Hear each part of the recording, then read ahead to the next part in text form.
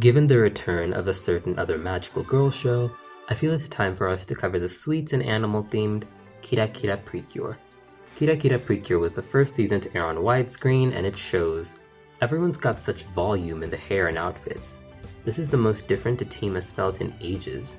The last time we got 5 girls, they chose uniform outfits, but this time they went all out. With all this to work with, let's get into Design Diary Kirakira.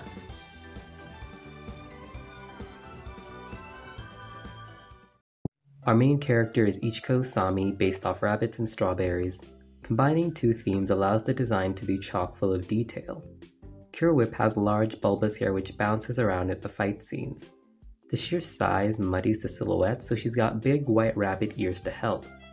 I love the strawberry pattern on the underskirt, as it's simple enough to blend in, but complex enough to make it clear what her sweet is. Her entire lower half is a giant cake with frosting. In terms of color, the bright twin tails are a good choice.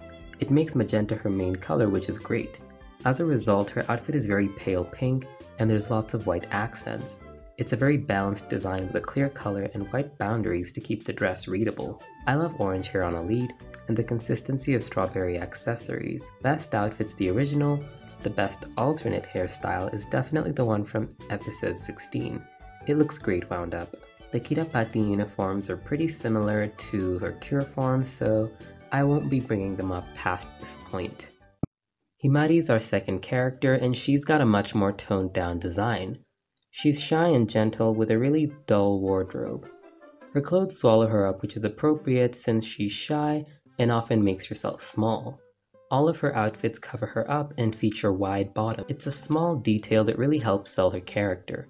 Her Cure design is more bottom heavy, as her animal trait is the giant squirrel tail. She wears her hair up in a swirly ponytail, and this makes space for her animal trait since the braids would probably muddy the entire silhouette. Unlike Ichika, it made sense to change it drastically. Her bright tail allows her skirt to be simple too. Her tail is bright orange, so the outfit is primarily yellow with red accents. They only use orange again on the shoes and waist, and even then there's brown in the background to help it pop. I love these designs because everything feels so planned out. It feels like an experiment with how many rules and patterns you notice with each character. Best outfit? Probably the winter one or the beach outfit. Aoi's our third character, and she's based on lions and ice cream. Her wild blue hair makes this clear, and she's wearing a leather jacket. This isn't how she usually looks though. At home, she wears fancy clothing against her wishes. It's her only outfit that isn't blue, which shows just how poorly it suits her. Even before she discovered Raw, she's dressed primarily in white before she awakened that loud blue spirit. I like that she keeps this regal element with a tiny crown pin on her jacket.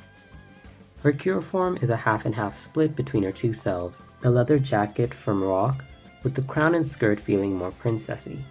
Her lion hair is big and rather inconsistent in size. It just ends up swallowing the jacket's outline more often than not.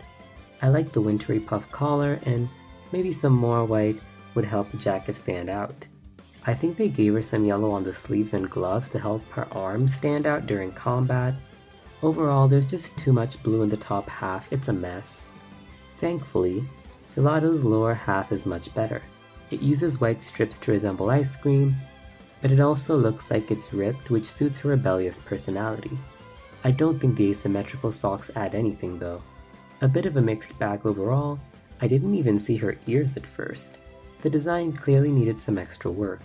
Aoi's best look is the original, and the rest are just okay. Let's move on.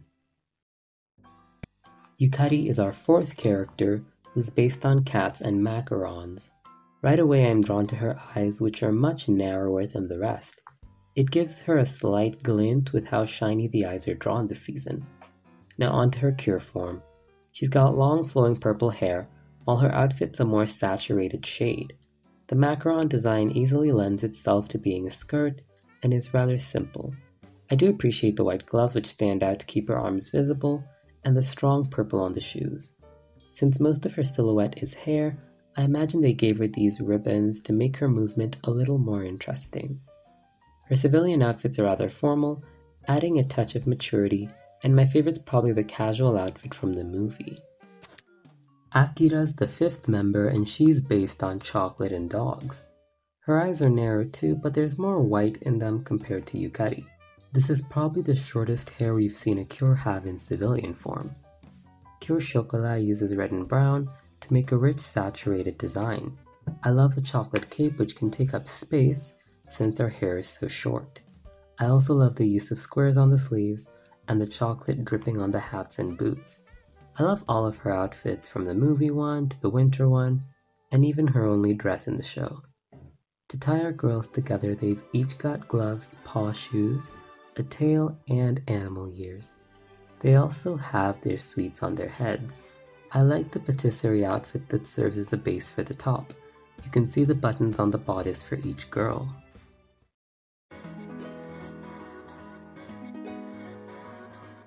Much like the season before it, the villains of Kirakira were abundant and varied.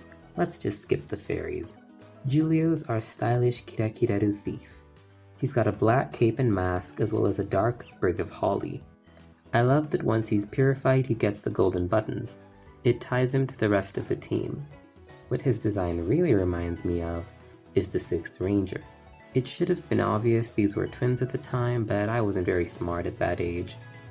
Chiel Kirahoshi is a famous patissier from France. She's got big blonde hair and the same holly sprigs in her hair. I like her design enough. The hair is a pretty blatant attempt to make her silhouette stand out, given the limitations of this art style. Seeing her hair, I'm not surprised both pink and yellow Cures avoided blonde. Her main color is teal and I love all her outfits, but especially her winter clothes. The casual clothes from the movie are also stylish. As a Cure, she is based off parfaits and a Pegasus. I love the asymmetry as well as the giant white tail. While the rainbow ruffles are a little busy, they do look rather fun. I love how extravagant everything is, from the head parfait to the horse hooves. I think the wings are pretty, but they don't add much. She already has a huge animal trait in that white tail. The biggest problem is really how much is going on. Every body part has something going on, and beside the skirt ruffles, it's not entirely needed. The whole thing is very bottom heavy, so I'm pretty mixed on this one. The concept designs put the ribbons on the back, and this is a really smart decision. It seems they struggled with the skirt's colors, so perhaps a floral themed suite would have helped. The one design with the bigger wings looks especially great. I can't see how this design could be improved, so I'll leave it at that. However, I'm afraid there's one more Cure this season, and her design has a lot less put into it. Cure Donut is the 7th and final member themed on... well, it's in the name. Her hair is similar to her fairy form, but the art style makes it look like parfaits and twin tails. I don't like that she's pink, but the donut skirt is fine. I think the donut on the head is the laziest accessory we've seen. The wavy pattern is used everywhere except the ribbon, which is plain pink. She doesn't even get the same buttons. I just feel like this was a very last minute choice. Even if she's got these tiny cute proportions, you could still make a good design. You could still make something refreshing, but you know what? She was only in a few episodes, so I won't take it too seriously. Before we move on, there are a few betas I'd like to cover. Macaron's beta features short hair, which I imagine they changed to contrast Chocola's. The shorts don't really capture a Macaron vibe, so I appreciate the final design. Additionally, there is a whip beta, but I don't really miss much, so we're just gonna acknowledge them and move right on.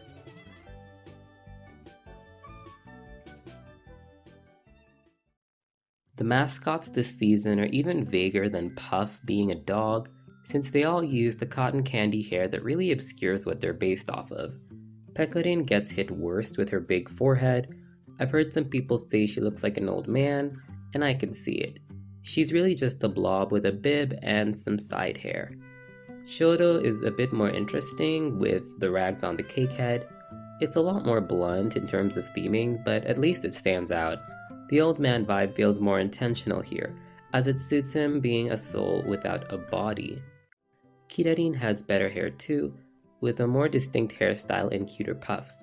I think Pecorin's hairstyle was the worst since Kirarin's pretty similar, down to the puffy cheeks, I guess this one was just styled better.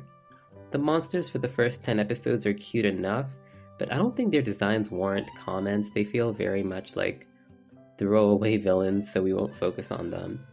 I love the first two more than the rest. The monster forms are pretty messy, but it's fine. So what about their masters, the rest of the villains? We've already spoken about Julio, but there's more to cover. Biburi, Grave, and Eliseo serve as antagonists, and the three attack in different ways. Biburi's got a cool gothic outfit and bright green twin tails. A lot of people hoped she'd become a cure, and I can see why. She's got a coat much like Julio's and a great design. We have Parfait, but some people didn't feel she was green enough, so it was a great but unlikely opportunity. My favorite part of her design are the big red shoes. Grave is the other general, and he's just a big buff dude. Nothing new, I guess. Okay, he does get the coat too, but I don't have thoughts on the rest of the outfit. Now Eliseo is where things get interesting. He's got a longer version of the evil coat, and his braid makes him stand out a little. What's really cool is that he combines the main villain of the show and the legendary Cure to form the coolest villain design we've had in a while. It's a clear half and half between the two designs, but I think this contrast helps them stand out. The symmetrical Moonblade is awesome too. While other villains have been massive blobs of nothing or generic men, this is a really great character design.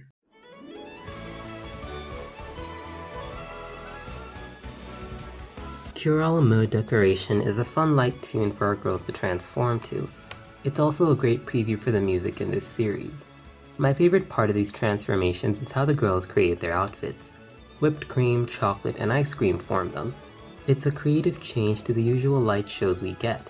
Cure Parfait's got the most flair with all the flying about and the giant ingredients around her. Each girl gets their own little snippet of music and a unique background. I love the presence of their suite in the back because it makes the environment more realized. It's a much more concrete space to transform in. Having the suites form the clothing also lets their unique texture flow about in gorgeous Sakuga. Aoi's has the most creative shots with shooting ice and loads of personality. She leaps about and playfully poses before a guitar solo finishing the show. Shokola's also has music references with a Takarazuka staircase at the end. They all get long scenes to announce their ingredients and sweets, so when you put them together, you get the group transformation. This season's group transformation is the messiest yet, with more than half of it being the Cures announcing themselves. 6 is a huge number, but this was the worst way to handle it. The main Cure of the episode gets to announce their ingredients, but everyone else is shafted, and the ready-to-serve line takes so much time we can't really show the 6 in any meaningful way. It's a little unfortunate that there's so much announcing, but you can't really cut it together in a way that shows off everybody.